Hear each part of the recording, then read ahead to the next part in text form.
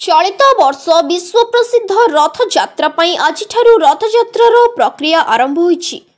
रथ काठ चिन्हट नहीं श्रीमंदिर प्रशासन कार्यालय रथ तत्वावधारक सुदर्शन मेकअप नेतृत्व में एक 3 जणिया टीम नयागढ़ दसपल्ला रेंजर बड़मूलर बड़ राउल ठाकुराणी मंदिर यात्रा करिसेंती।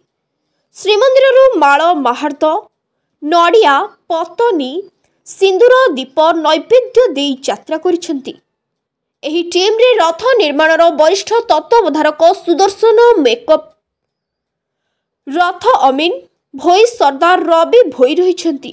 आसंता काली बड़ राउल ठाकुराणी मंदिर रे पूजार्चना करा जिवो एवं तापरे ठाकुराणी अनुमति नहीं रथ काठ चिन्हट प्रक्रिया आरंभ हेबो। 3 रथ निर्माण पाई 865 काठर आवश्यकता रही। श्रीमंदिर प्रशासन पाखरे पूर्वर 51 खंड काठ बलका रहितबा बेले चलित वर्ष मोट 814 काठर आवश्यकता अछि। आसंता सरस्वती पूजा 3 खंड 12 फुटिया धौरा काठ रथ खଳାରେ पूजार्चना करा जिबार विधि रही।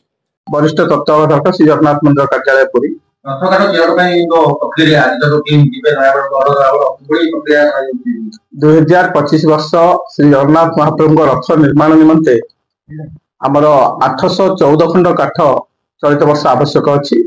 51 खंड काठ गत वर्ष ठारू आमर बलका अछि।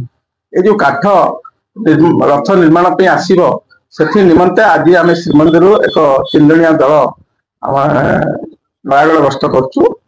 आम साथे नौचु माल महाप्रसाद एवं खंडुआ पत्नी बाना फलमूल भोगराग इत्यादि समस्त जिनस आम नहीं आज नयागढ़ गस्त करछु। सेठारे आज आम नयागढ़ में अवस्थापित रहबू एवं आसंता काली 9 घंटिका समय आम जाई माँ बड़ राउल ठाकुराणी पाखे पहुंचबू। सेठारे पूजार्चना होम यज्ञ इत्यादि करा जिवो एवं ये जो माल महाप्रसाद नहीं लगी करा जिवो। तापरे से पूजा शेष होला परे आमे जंगल को जिबू एवं सेठारे गछ चिन्हट करिवो।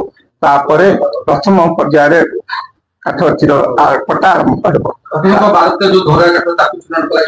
प्रथमे हमर 12 फुटिया धौरा काठ चिन्हट कराजिवो।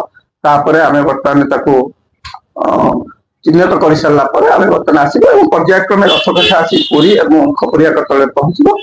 किंतु सरस्वती पूजा पूर्व 2टी रथ काठ जेमते आसी रथ घरे पहुंचबो एवं 3 खंड धौरा काठ से आमर सरस्वती पूजा दिन एठारे पूजार्चना करा जिवो। या परे पर्यायक्रमे रथ काठ कटक ना ए वर्ष आम नयागढ़ बौद्ध एवं खुमसर नॉर्थ साउथ रो आसो बोली स्थिर करा हिची। या परे यदि आवश्यक हुए अन्य जगह मध्य आसीबो।